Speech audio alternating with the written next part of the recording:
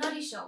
Eu sunt gazda dumneavoastră, Vama Norina, iar astăzi avem în premieră 3 invitați speciali, 3 oameni valoroși ai literaturii noastre și anume Camil Petrescu, Liviu Rebreanu și George Călinescu. Bună ziua! Bună ziua! Ce faceți? Bine ați venit pe la noi! Bine v-am găsit! Pentru astăzi v-am pregătit câteva întrebări, dacă nu este nicio problemă. Da, desigur, nu este nicio problemă. Domnule Rebreanu, sunteți autorul unei capodopere, cea mai puternică creație obiectivă a literaturii române, și anume romanul Ion, primul roman realist obiectiv din literatura română. În ceea ce privește geneza romanului, v-ați inspirat de undeva? În ceea ce privește geneza romanului, acesta are la bază câteva din experiențele din viața mea. Scena sărutării pământului este inspirată din realitate. Într-o zi de început de primăvară, pe când ieșeam cu pușca la vânătoare de porumbei sălbatici, am zărit un țăran îmbrăcat în strai de sărbătoare, care s-a plecat și a sărutat pământul ca pe o ibovnică. Am aflat de la sora mea Livia povestea unei fete, Rodovica, care fusese crunt bătută de tatăl ei, fiindcă rămăsese cu un tânăr însărcinată, sărac și leneș. Protagonistul romanului, Ion al Glanetașului, l-am creat după modelul unei persoane reale, Ion Bodijar, al Glanetașului, cu care am avut o discuție care m-a impresionat. Pasiunea cu care pronunța cuvântul pământ. Învățătorul Herdelea este un alter ego al tatălui meu. Și el învățător și eu însumi m-am transpus în personajul Titu Herdelea. Satul ficțional Pripas reia imaginea satului meu natal Prislop, de lângă Năsăud. Domnule Camil Petrescu, dumneavoastră ați pus capăt romanului tradițional și sunteți recunoscut în literatura noastră ca inițiator al romanului modern. Sunteți considerat pionerul acestuia. Creând un roman modern, presupun că ați folosit principii estetice specifice. Le puteți împărtăși cu noi?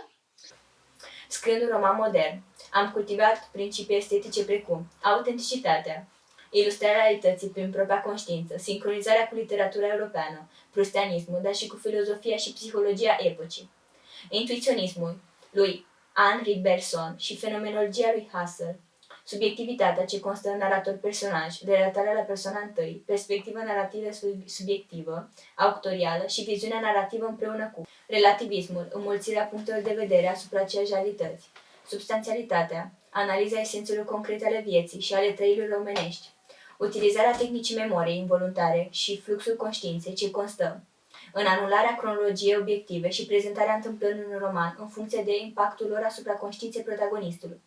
Stilul anticalofil, respingerea podoabilor stilistice în exces, caracterul citadin. Acțiunea este plasată în oraș plus problema intelectualului. Domnule Călinescu, romanul Enigma Otiliei este un roman realist de tip balzacian. Ce reprezintă pentru dumneavoastră balzacianismul și în ce constă acesta? Pentru mine, balzacianismul reprezintă un principiu de abordare critică. Abordez polemic formula balzaciană de roman, încât în romanul noi avem de face cu un balzacianism fără Balzac. Astfel, în operă se prezintă aspecte precum tema familiei, a burgheziei, averii, dar și motive literare specifice, paternitatea, moștenirea, banul. Un alt aspect specific balzacianismului este și tehnica cinematografică a descrierii, din aproape în aproape. Din exterior spre interior, descrierea mediului caracterizează indirect personajele. Totodată personajele sunt construite pe schema clasică a caracterelor, au câte o trăsătură dominantă, spre exemplu, avarul Costache, parvenitul Stănică, ambițiosul Felix, fata bătrână Aurica, semnierul Simion, retardatul Titi și cocheta Otilia. Romanul Ion vizează un principiu enunțat de Eugen Lovinescu. Despre ce este vorba?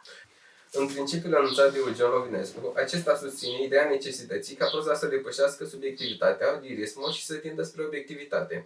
Astfel, cu romanul meu, m-am desprins din proza asemănătoristă, în care viața rurală este prezentată idealizat și idilic. Am optat pentru prezentarea cu maximă obiectivitate și autenticitate satul românesc, mentalitatea lui și relațiile sociale. Am optat și pentru particularități ale naturalismului, orientare literară, manifestată la sfârșitul secolului 20 și care se particularizează prin reprezentarea aspectelor brutale ale realității.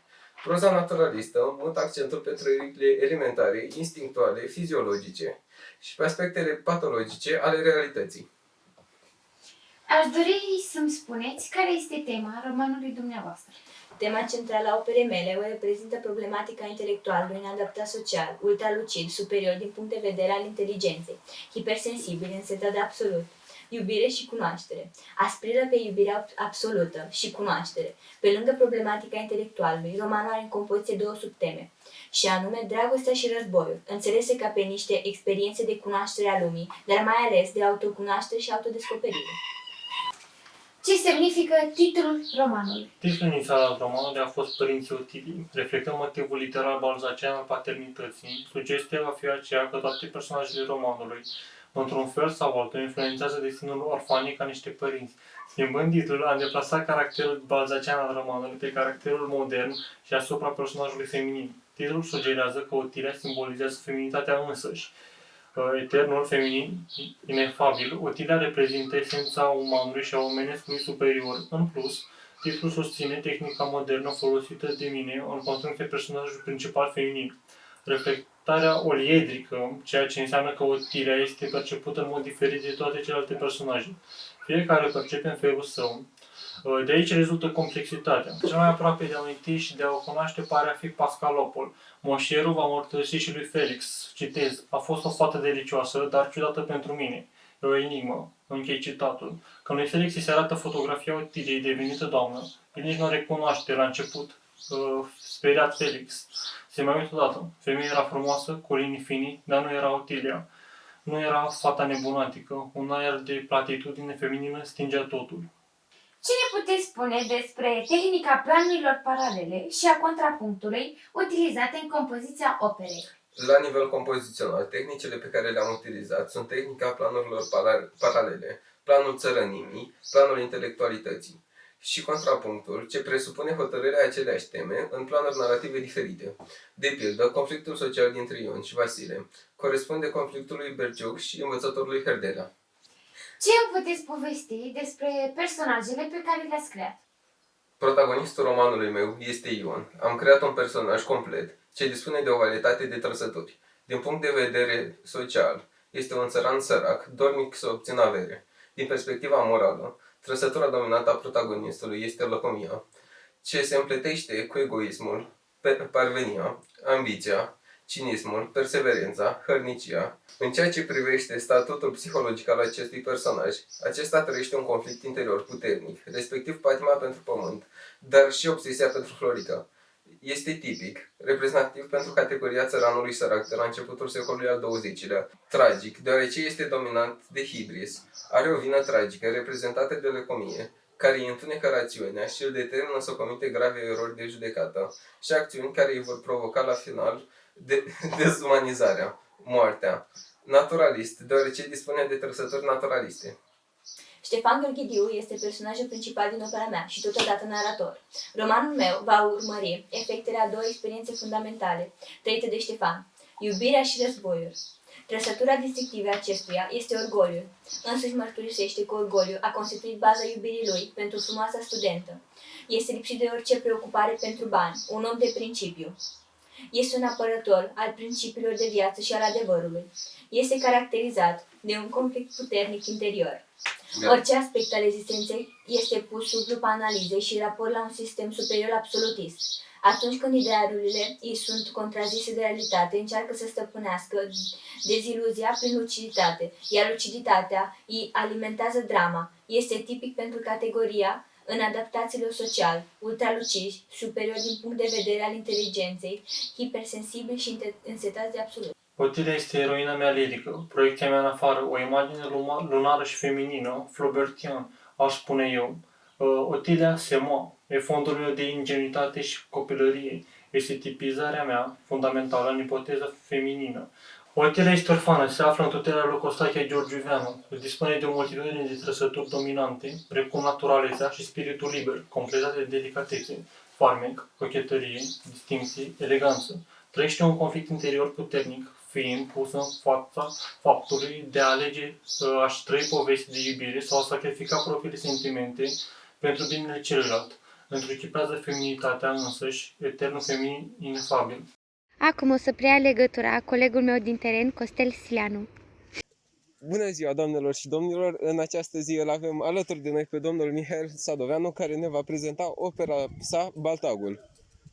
Bună ziua tuturor! Este o onoare astăzi să vă prezint tainele operei mele. Domnule Sadoveanu, ați scris un roman realist, mitic, monografic, interpretat și ca roman de dragoste, polițist și Bildungsroman. Aș dori să vă întreb ce mituri ați cultivat.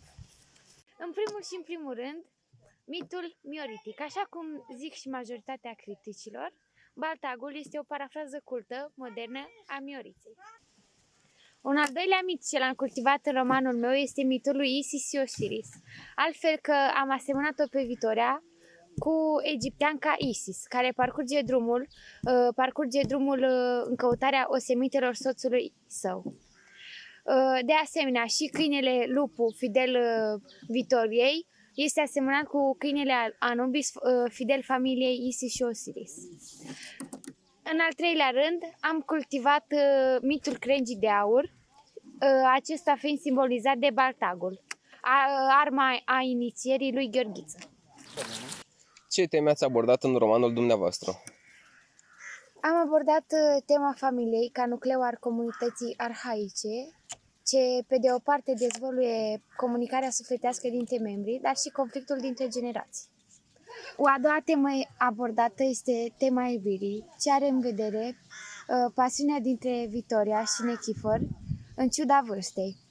Iubirea lor acum semnifică grijă, pasiune, devotament, comunicare. Tema călătoriei conține intriga polițistă. E o călătorie ce are ca scop aflarea adevărului și înfăptuirea dreptății. Însă, mai are și valență inițiatică pentru tânărul Gheorghiță.